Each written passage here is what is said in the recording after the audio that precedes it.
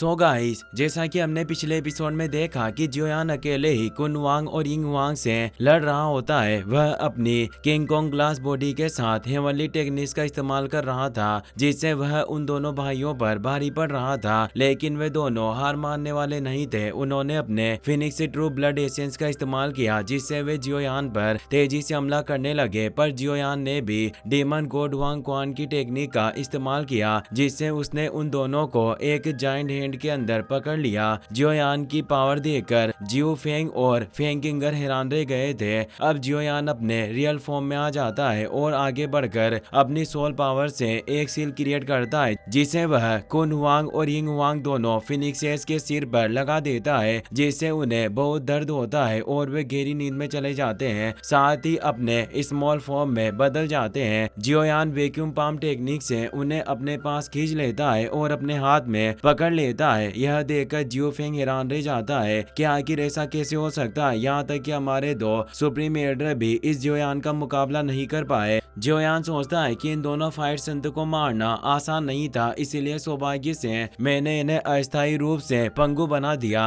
और फिर वह कहता है, अब जियो फेंग तुम्हारी बारी है। जियो फेंग और बाकी सभी हेवन डीमन फिनिक्स ट्राइब के मेंबर्स अभी भी अपने फिनिक्स बेल के अंदर सुरक्षित थे। जियोयान आगे बढ़ता है और उसे देखकर ट्राइब के एल्डर भी परेशान हो जाते हैं, क्योंकि जियोयान के चलने मात्र से ही एक पावरफुल एनर्जी फैल रही थी। वे सभी डर जाते हैं और जियो फेंग से कहते हैं, यंग मास्टर अब हम क्या करेंगे। जियोयान बस अपना हाथ आगे करता है और उसी क्षण बेल प्रोटेक्शन पूरी तरह बिखर जाता है। यह देखकर सभी और ज्यादा डर जाते हैं और अपनी जान बचाने के लिए इधर उधर भागने लगते हैं। जियो फेंग भी बहुत डर जाता है और पीछे हटकर भागने लगता है, लेकिन जियोयान उन्हें भागने देने वाला नहीं था। वह उन सभी पर जबरदस्त प्रेशर डालता है, जिससे वे आगे बढ़ ही नहीं पाते। अब जियोयान एक एनर्जी बैरियर क्रिएट करता है, जिसमें वे सभी फंस जाते हैं। वह बैरियर धीरे धीरे सिकुड़ता जाता है, जिससे वे और ज्यादा घबरा जाते हैं। वे उस शील्ड को तोड़ने की कोशिश करते हैं, लेकिन एक फाइट संत के सामने उनकी पावर बहुत ही मामूली थी, इसीलिए उन्हें पीछे हटना पड़ता है। जियो फेंग और बाकी सभी लगातार अटैक करते रहते हैं, लेकिन कोई फायदा नहीं होता। तभी जियो फेंग को एक आइडिया आता है और वह कहता है, जियोयान हमें रिहा कर दो, मैं स्काई डीमन फिनिक्स क्लेन का यंग मास्टर हूँ, तुम्हें जो भी चाहिए मैं सब कुछ दूंगा। जियोयान जवाब देता है, तुम अपने हेवन डीमन फिनिक्स ट्राइब को क्या समझते हो जो मेरी जरूरतों को पूरा कर सके? क्या तुम्हारे ट्राइब में कुछ स्पेशल भी है? यह सुनकर जियो फेंग को बहुत गुस्सा आता है, लेकिन वह कुछ कह नहीं पाता।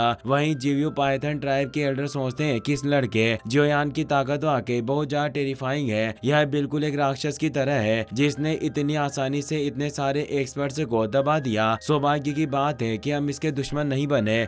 तभी किंगलिन और लिटिल फेई डॉक्टर जियोयान के पास आते हैं और पूछते हैं कि क्या तुम ठीक हो। जियोयान कहता है, मैं ठीक हूँ बॉस, मुझे बस थोड़ा आराम चाहिए, फिर मेरी पूरी पावर रिकवर हो जाएगी। उधर फेंग वांग और याओ मिंग के बीच अभी भी फाइट चल रही थी। दोनों की पावर सेम लेवल पर होने की वजह से कोई भी जीत नहीं पा रहा था। तभी जियोयान एल्डर फेंग वांग से कहता है, तुम्हारे दोनों बेटे कुन वांग और यिन वांग पहले ही मेरे हाथों हार चुके हैं। अगर तुम अभी नहीं रुकी तो मैं हर 10 सेकंड में तुम्हारे एक आदमी को मार डालूंगा। यह सुनते ही याओ मिंग और फेंग वांग फाइट करना बंद कर देते हैं। फेंग वांग को यकीन नहीं होता कि जियोयान ने उसके दोनों बेटों को पकड़ लिया है, लेकिन तभी जियोयान अपने हाथ में पकड़े हुए उन दोनों छोटे फिनिक्स को दिखाता है और उसके साथ साथ फिनिक्स ट्राइब के बाकी सभी मेंबर्स भी जियोयान की शील्ड के अंदर कैद होते हैं। यह देखकर याओ मिंग खुश हो जाता है और सोचता है कि सिचुएशन को देखते हुए ऐसा लग रहा है कि भाई जियोयान के पास पहले से ही इन्हें कंट्रोल में करने का तरीका था। अब मुझे फेंग वांग से जमकर लड़ने की कोई जरूरत नहीं है। वह तुरंत लड़ाई से पीछे हटकर जियोयान के पास आ जाता है और हंसते हुए कहता है, भाई जियोयान तुम वाकई बहुत ज्यादा शक्तिशाली हो। तुमने अकेले ही 2 फाइट संत से लड़ाई की और उन दोनों ओल्ड मॉन्स्टर्स को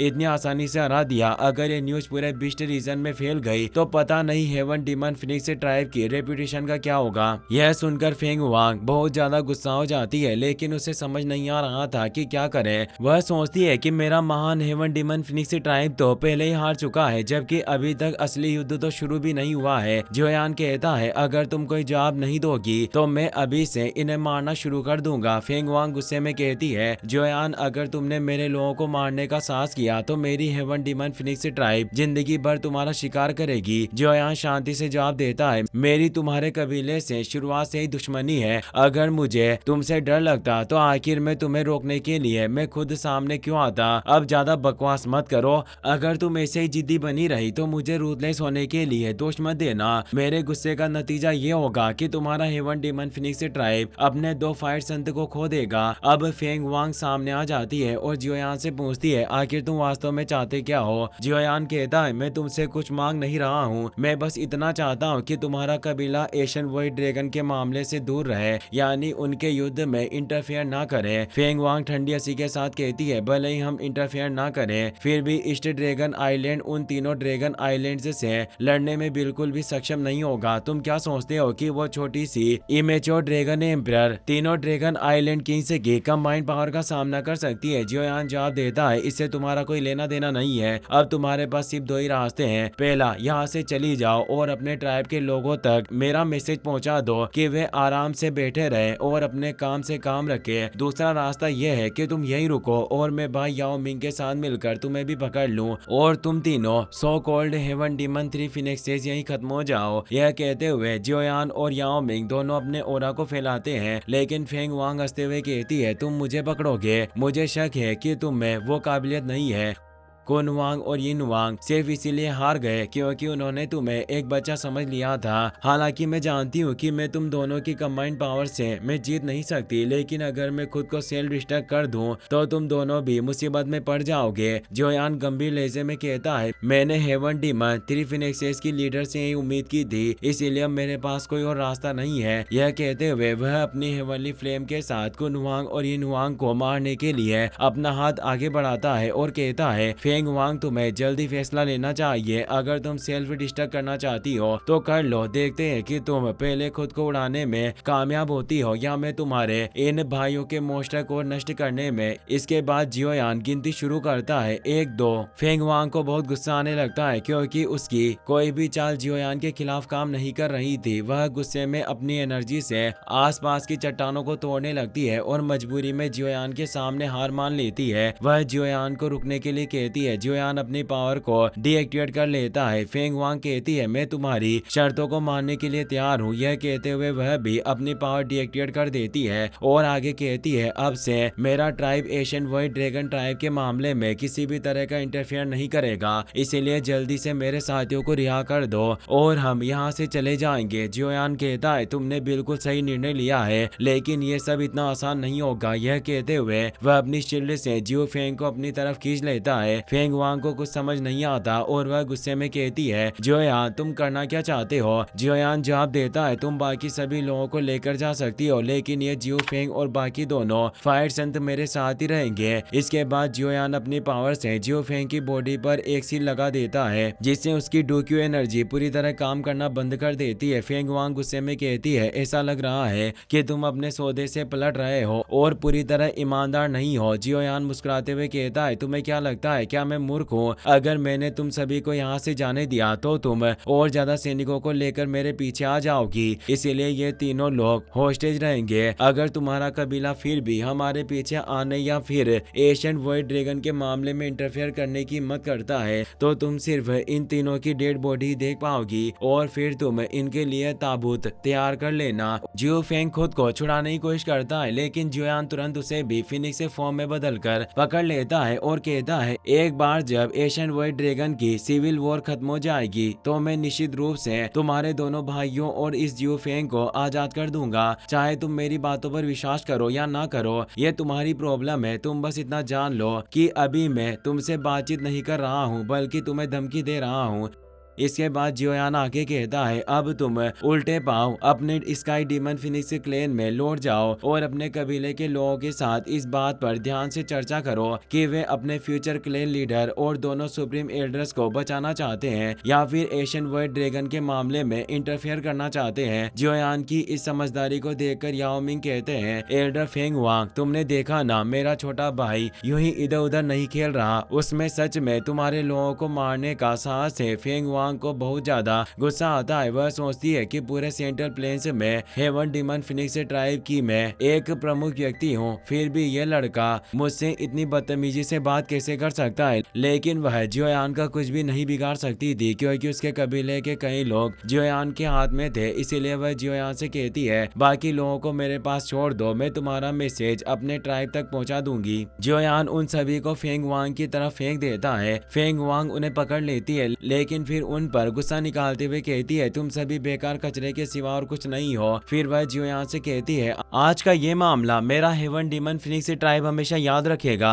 अगर जियो फेंग और मेरे भाइयों को जरा सी भी चोट पहुंची तो मेरा ट्राइब तुम्हें बिल्कुल भी माफ नहीं करेगा। यह कहते हुए वह एक वाइट पोर्टल खोलती है और अपने साथियों को वहां से भेजने लगती है। फेंग किंगर जियोयान की तरफ देखती है और उसे एहसास होता है कि वह हमेशा उससे हारती आई है और आज भी हार ही रही है। वह देखती है कि जियोयान कितना ज्यादा शक्तिशाली हो चुका है और फिर वह भी वहां से चली जाती है। जियोयान फेंग वांग से कहता है, आप बिल्कुल भी चिंता ना करें, जब तक आप अपना वादा नहीं तोड़ोगी मैं भी आपके लोगों की सुरक्षा की पूरी गारंटी देता हूँ। फेंग वांग वहां से निकलने लगती है। तभी याओ मिंग ताना मारते हुए कहते हैं, मैं भी तुम्हारे ट्राइब की सभी मूवमेंट्स पर नजर रखूंगा, अगर कुछ भी गड़बड़ी लगी तो मैं तुम्हारे पास एक सिर भेजूंगा। इसके बाद फेंग वांग भी वहां से चली जाती है। याओ मिंग हंसते हुए कहते हैं, भाई जियोयान, आज तुमने मेरा दिल खुश कर दिया। मैं याओ मिंग बहुत कम लोगों को एडमायर करता हूँ लेकिन आज सच में मेरा दिल तुम्हारी प्रशंसा करने को कर रहा है। जियोयान कहता है, फायर संत बनना इतना आसान नहीं होता, इसीलिए हेवन डीमन फिनिक्स ट्राइब किसी भी कीमत पर अपने दोनों फायर संत को नहीं खोना चाहेगी क्योंकि इससे उनकी फाउंडेशन को बहुत ज्यादा नुकसान होगा और वे इस लॉस को